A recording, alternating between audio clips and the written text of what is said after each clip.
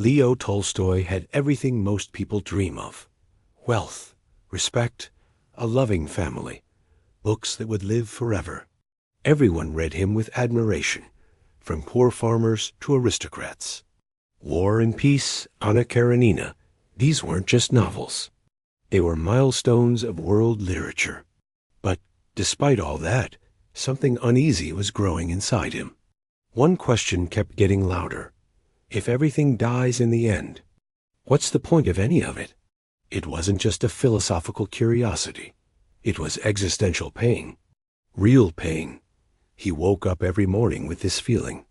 No matter what he did, who he loved, or what he achieved, it would all vanish. Death would erase it all. His life felt like it was hanging over a cliff, clinging to a branch, while the fall was already waiting. It was as if he was lost in a dark forest, being chased by a monster, and that monster was called death. He stood at the top of the world, and yet felt total emptiness inside. All his success brought no peace. In fact, it made the void worse. How can someone who has everything feel like they have nothing? He asked himself, if everything will disappear, why try at all? Why love? Why live? Tolstoy tried to find answers through reason. He read philosophy, Schopenhauer, Kant, ancient and modern thinkers. He searched for meaning in ideas, in logic, in systems. But the more he read, the darker it got. Philosophy breaks life into pieces, discusses good and evil, builds theories, but doesn't answer the one question: why does any of this matter? And science? It was even harsher. It said, you're just a coincidence. Just biology. Just chemistry. That's when Tolstoy realized the mind won't save you. He tried to think his way to peace, but it only made things worse. If love disappears, if joy disappears, if memory disappears, then what really matters? He saw two logical options. First, accept that life has no meaning and live with it. Second, end that life. In his Confessions, he wrote that he hid ropes and stayed away from weapons, because he came too close to the second option. It wasn't drama. It wasn't weakness. It was a rational conclusion from purely logical thinking. And yet, he didn't give up. Something inside him refused to give up. He couldn't believe that meaning was just an illusion. So for the first time, he looked in a direction he had always ignored. He began to observe ordinary people, peasants, workers, people who had no wealth, no fame, no grand philosophy, people who had never read Schopenhauer, never written books, never built great theories. And yet, they lived. And the most surprising thing? They lived with a kind of quiet peace. They didn't ask, what is the meaning of life? They simply woke up, worked, laughed, endured. They didn't have what Tolstoy had, but they had something he didn't: confidence, acceptance, a quiet, steady strength. He started to notice how they lived in connection with something greater: God, the land, tradition. They didn't talk about meaning. They were part of it. They didn't need proof. They weren't searching for meaning. They lived as if it already existed. And Tolstoy was stunned. How? How could those who have so little seem so calm? That's when he realized meaning doesn't always need to be proven. It doesn't have to be explained with words. Sometimes you simply feel it and live from that place. He saw something else. These people weren't afraid of death, not like he was, because they believed that life was part of something bigger. They didn't fear the end, because they didn't believe that everything truly ends. And suddenly, Tolstoy understood. What he once saw as weakness might actually be strength. Maybe not knowing with the mind is not a failure, but another way of knowing. Not with the head, but with the heart. Tolstoy began to see everything differently. He realized that meaning might not be in words, but in actions. Not in philosophical theories, but in simple life, in care, in work, in love. He started living among peasants, watching how they worked from dawn to dusk, how they built homes, how they raised children. They didn't use grand words, but their actions were full of meaning. A farmer doesn't ask, "Why plant the seed?" He just plants it. A mother doesn't ask, "Does love matter?" She simply hugs her child. A carpenter doesn't wonder, "Is my work important?"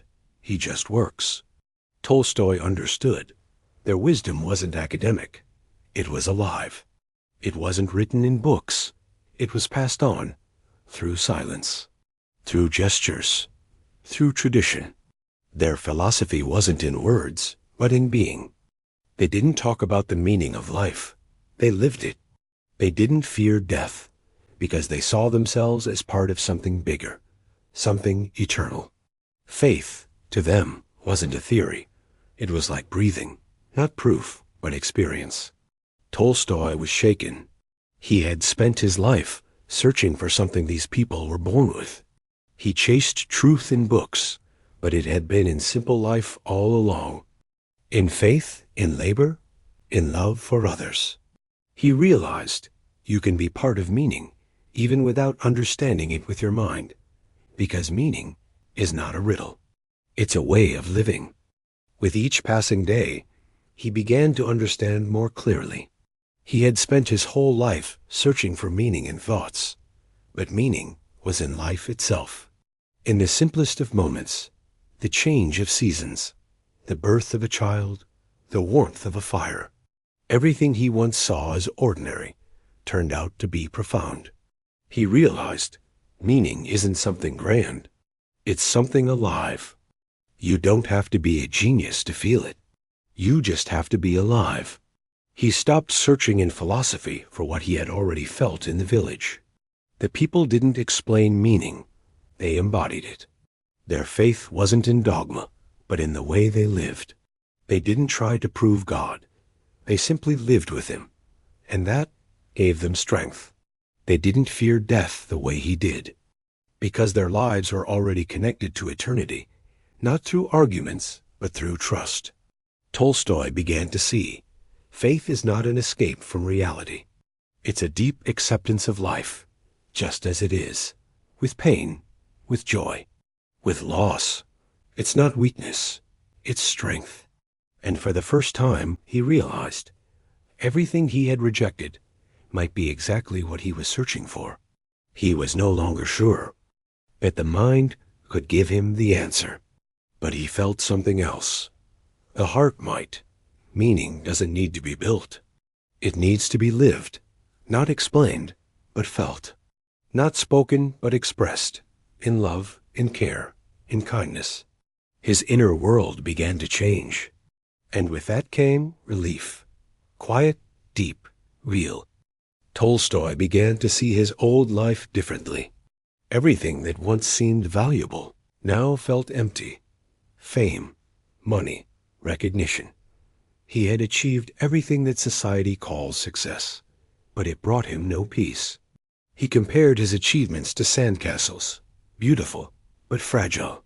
The waves would wash them away anyway. His inner pain wasn't abstract. It was real, deep, and constant. He couldn't escape it. He tried to fight it with reason, but the mind couldn't save him. He looked at others. Fellow writers were afraid their next book would be worse than the last. Rich aristocrats drowned in boredom and excess. Scientists built theories, but weren't any happier. Everyone was searching, but no one was finding. And many had already stopped searching. They accepted the emptiness and called it normal.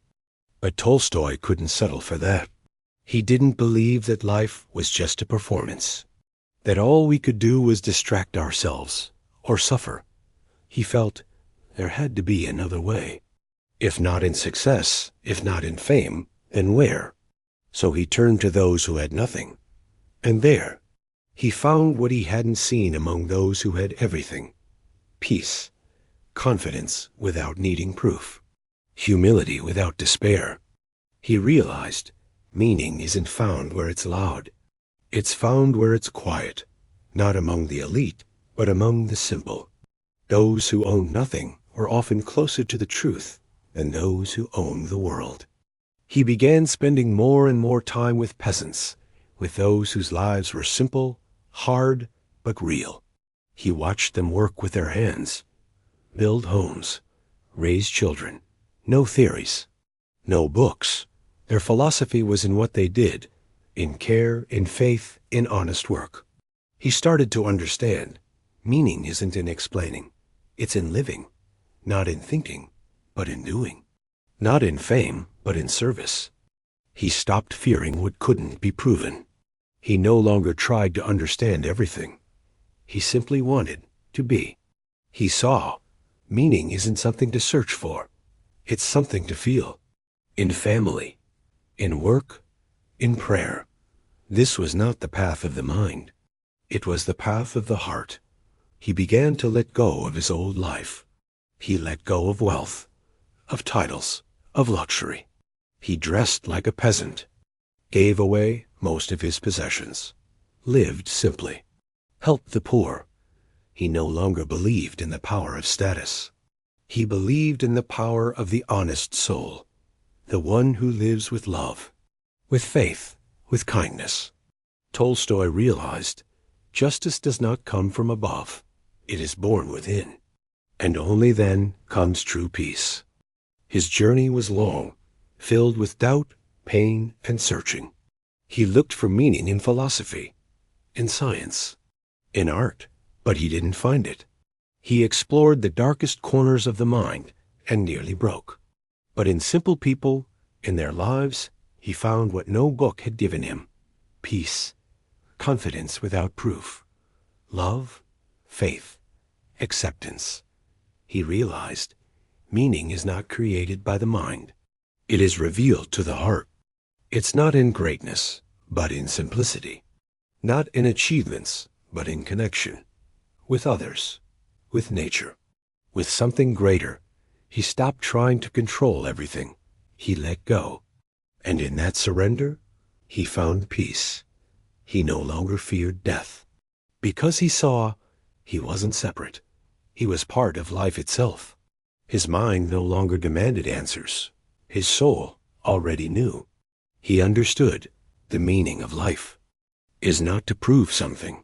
It is simply to live with love, with faith, with truth. And that gave him something neither wealth nor fame could offer: a deep, quiet, true peace.